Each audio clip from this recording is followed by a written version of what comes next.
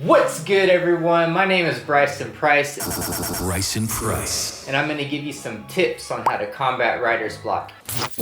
We're starting right now.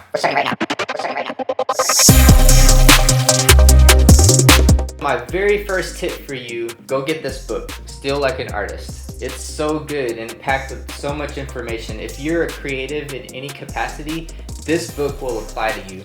It was only $3 or $4 on eBay. Help me, I'm poor. Every time I've read this book, I've been inspired to go back into my craft and create something way different than I ever have before. It's made me rethink my strategy as an artist. My favorite concept that he talks about in this book is if you steal from one artist, that's called plagiarism. But if you steal from many different artists and if you steal from all of your inspirations, that's called art. Nobody wants the artist that sounds exactly like the artist they copied from. If you take ideas from all of your inspirations, then in a way it becomes you. It becomes your sound.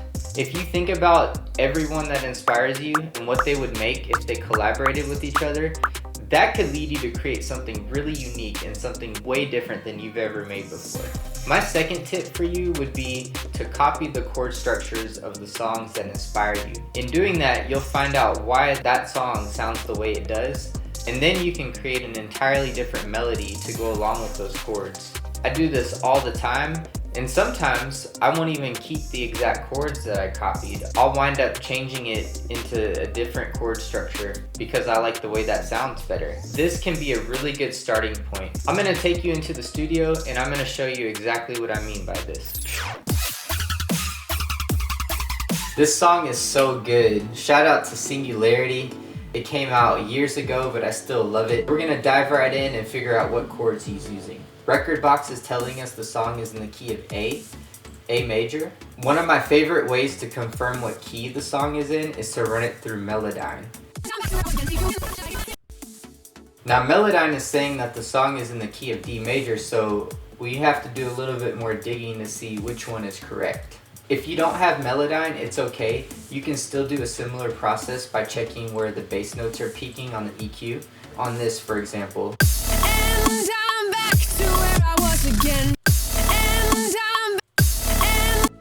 You can see that that bass note is hitting around the frequency of D.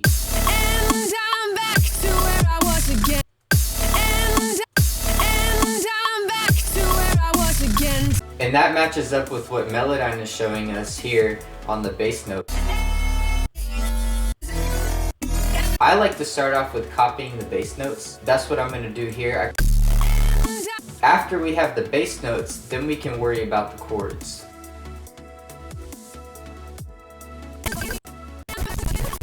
Now that we have the bass line, let's go to the chords and see if we can figure those out too. If it's D major, this is going to be the scale.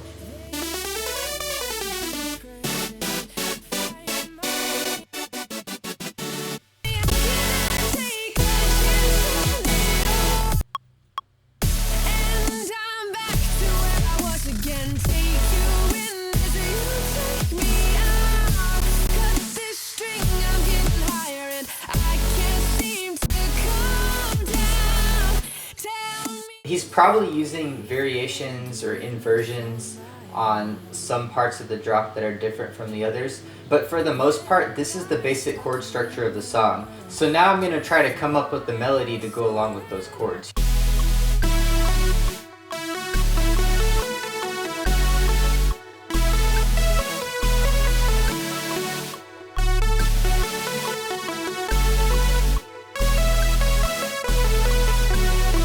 Obviously, this song is nowhere near finished. We still have a lot of work to do, but I just wanted to show you how I like to start my songs, how I take an inspiration and then I find the bass notes and then create chords and melodies on top of that. My third tip for you would be to get a Splice membership. Just by browsing the samples, sometimes it sparks ideas that I would have never had if I didn't hear that sample. Tip number 4, go get some exercise. Whether it's a walk or a run or hitting the gym, lifting weights, any of those things.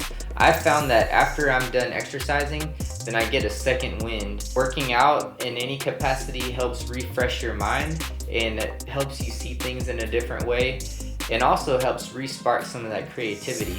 Just to give you a quick recap, the first tip was to get the book Steal Like an Artist. Tip number 2 would be copy the chord structures of songs that inspire you. Tip number 3 would be to get a Splice membership, because sometimes by browsing the samples it can spark ideas that you would have never had. And then tip number 4 would be to get some exercise, because it can help reset your brain and spark creative ideas. So there it is, I gave you 4 tips for combating writer's block. I hope it helped you. I know writer's block can be really frustrating. Keep your head up.